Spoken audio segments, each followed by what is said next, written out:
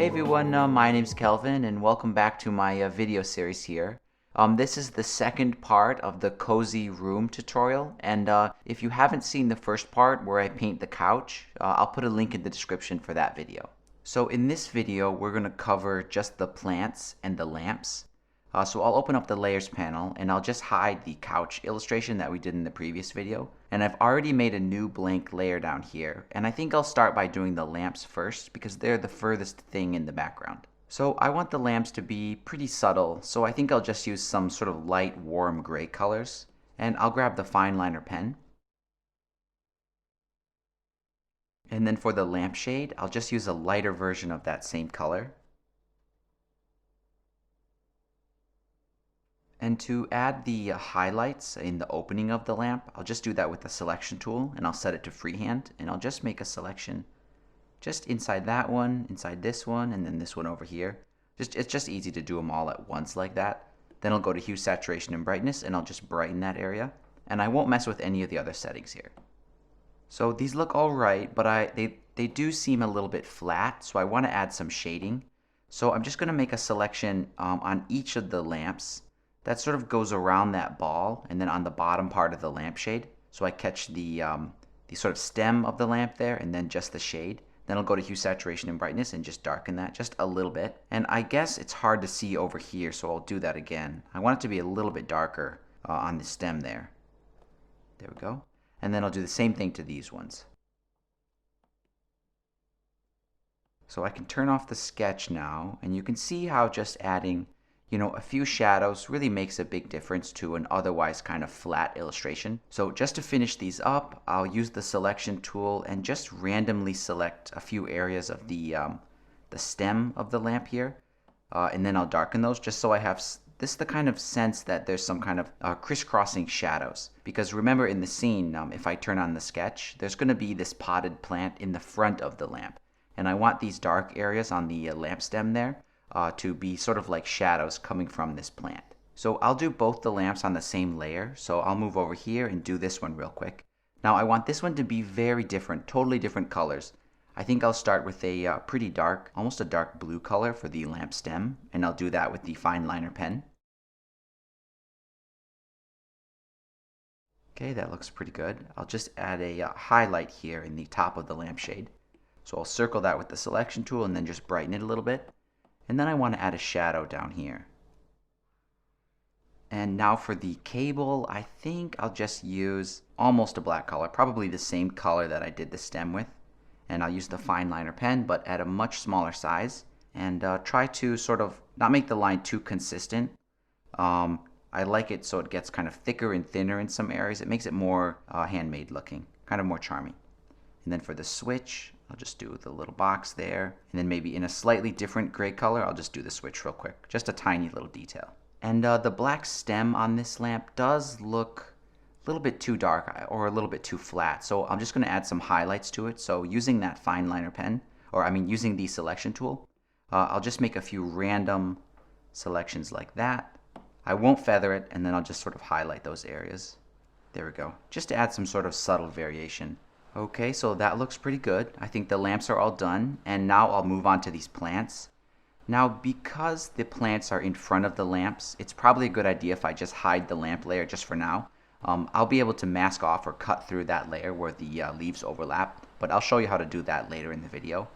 Now, the lamps or the plants do interact with the table layer. So, for example, this plant is sitting on this table, so I will turn on the tables.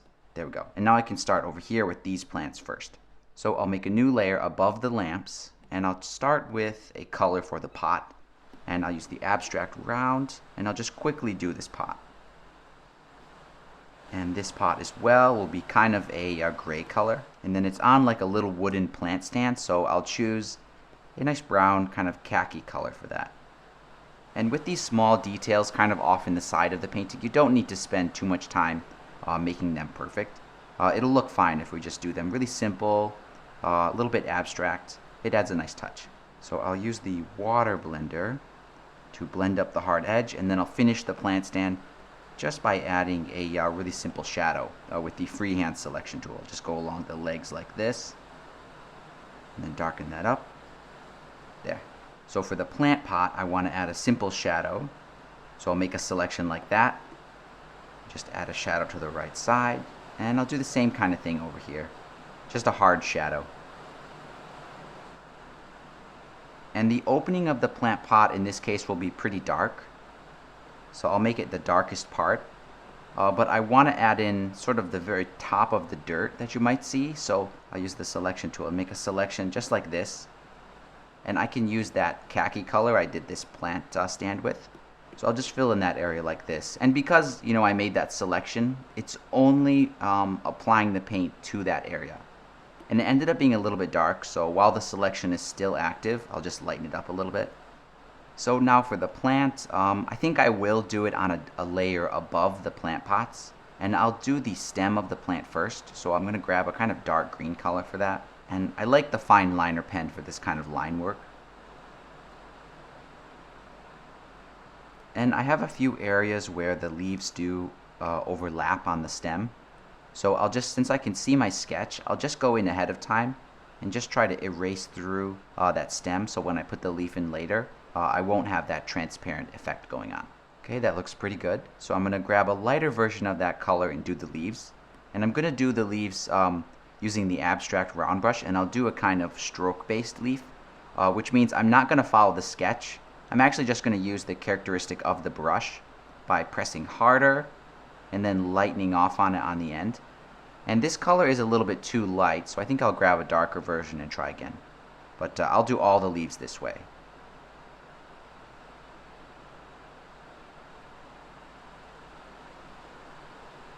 And after I've got all the leaves painted, if I made any mistakes doing the stroke-based leaves, I can just go in with the eraser. But I don't want to get carried away and make it too perfect, because I like kind of the irregularity that you get by using that technique. Okay, that looks pretty good. And now I'll just go in there with the water blender, just small enough that I can fit it inside these leaves, and I'll just mix that up. And I'm also going to break down that kind of area where the stem overlaps on the leaves, because the stem and the leaf is on the same layer.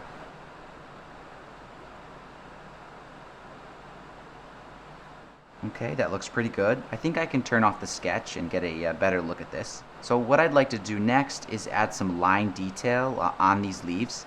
So I'll make a new layer above the leaf, just so it'll give me the opportunity to sort of lower the opacity, just in case. And I'll choose a medium green color, but a little bit more towards gray. And then I'll choose the fine liner pen.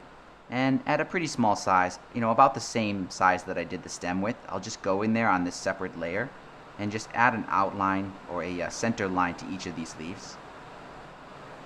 Sorry about the rain in the background, it's getting a bit heavy.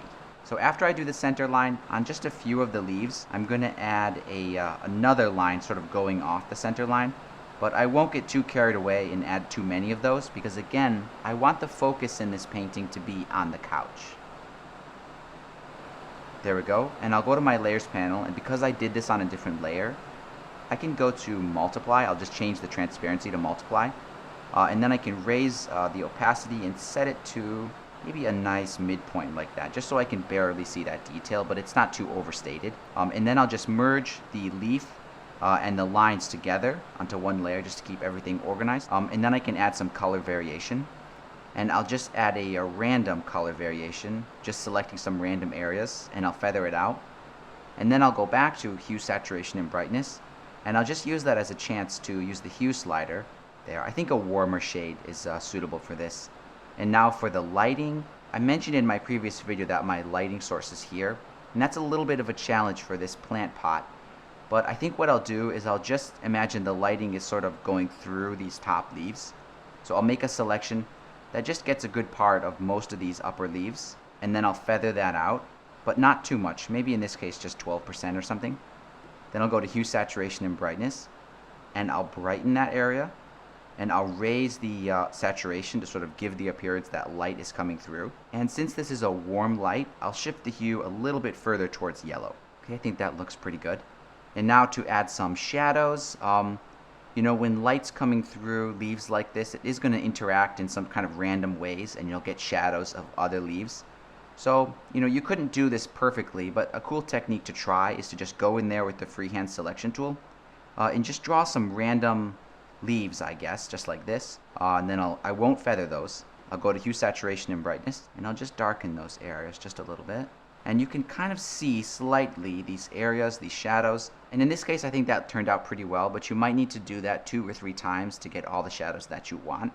For example, if the lighting source is coming from here, you might sort of imagine that this leaf is casting a shadow over here. So then you would go like this and just draw a little leaf and a stem. Go to hue, saturation, and brightness and just sort of darken that. And that's how you can give this a little bit of depth. But for something off to the side in such a big painting, it's not a good idea to get too carried away adding detail to this part. So just to finish this up, I'll do this plant over here real quickly. And instead of just cutting this off to fit the pot, I think what I'll do is I'll just merge all the leaves and the pots together onto one layer. And then I can just use the water blender tool. And at a really small size, I can just sort of simulate what would happen if 2 different colors of wet watercolor sort of were mixing together. There we go. So the green is mixing with the blue and kind of vice versa. And I'll also do a little bit of a similar thing over here. This pot over here ended up being a little bit too hard. Okay, I think that's pretty good. So now I'm going to move on over here and do this one. Let's see. I think I'll just make another layer. And the table is in this group. So I'm going to move this new layer above the table, the layer that I'm going to do this plant on. And this one is pretty simple. Maybe I'll start out with a kind of light bluish, purplish gray color and just do the pot that way. And just so I can get a better look at this, I think I will just turn off that table for now. Okay, and I'll add a little shadow to this. And now on the same layer, I guess I'll just choose a good green, kind of a bright green color for those leaves. Okay, that looks pretty good. I do think that this ended up being too flat, so I'll use the selection tool and try to add kind of an interesting shadow, sort of on the inside where all these leaves come together. So I'll feather that out, hue, saturation, and brightness, and just kind of darken that area. And now I can go in with my water blender and just sort of blend that boundary.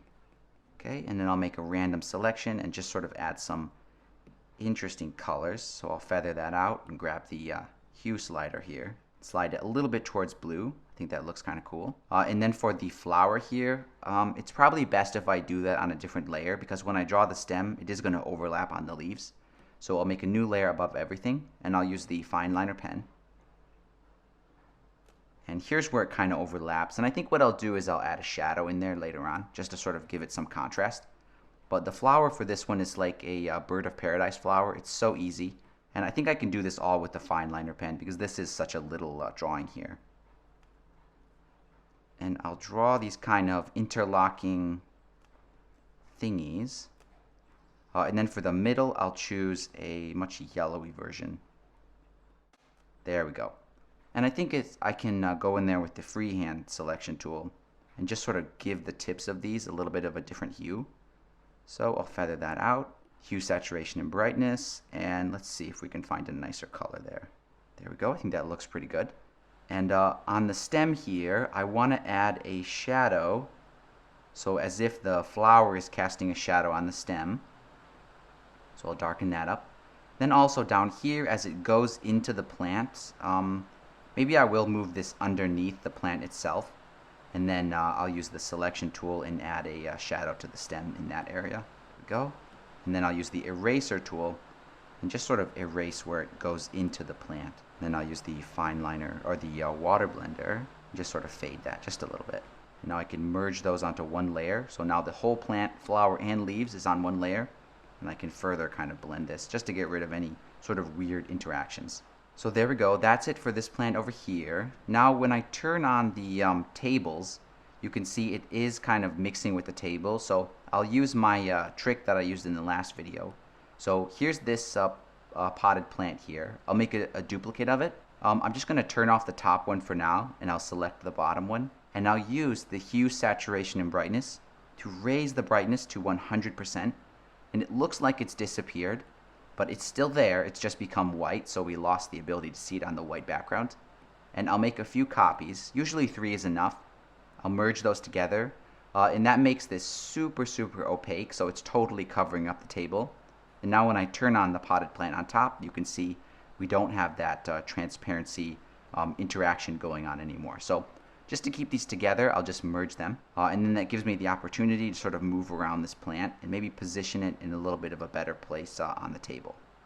And now I still have the lamps to worry about. So if I turn those on, over here it's fine because I already did that trick when I wanted the pot to cover the table. So it's also going to cover the lamp. But I need to do the same thing over here so that this plant covers the lamp. Now you could always go in there instead with the eraser tool and just, select the lamps, select the eraser, and then just erase the lamp where it goes behind the plant. But this takes away the opportunity for you to reposition stuff later on. So for example, if I want to move this over a little bit, now I'm missing a chunk of the lamp. So that's why I really like to do that technique where I give it the white background. And I'm going to turn off the lamp just for now. I'm going to select this layer with these plants, this one here. And to give it the white background, I'll do the same thing. I'll duplicate it, turn off the top one, select the original, go to hue, saturation, and brightness, and I'll just raise the brightness to 100%. And it's still there, it's just pure white, so I'll make 3 copies and then merge them together so I can create a super opaque version. And then I'll merge those together.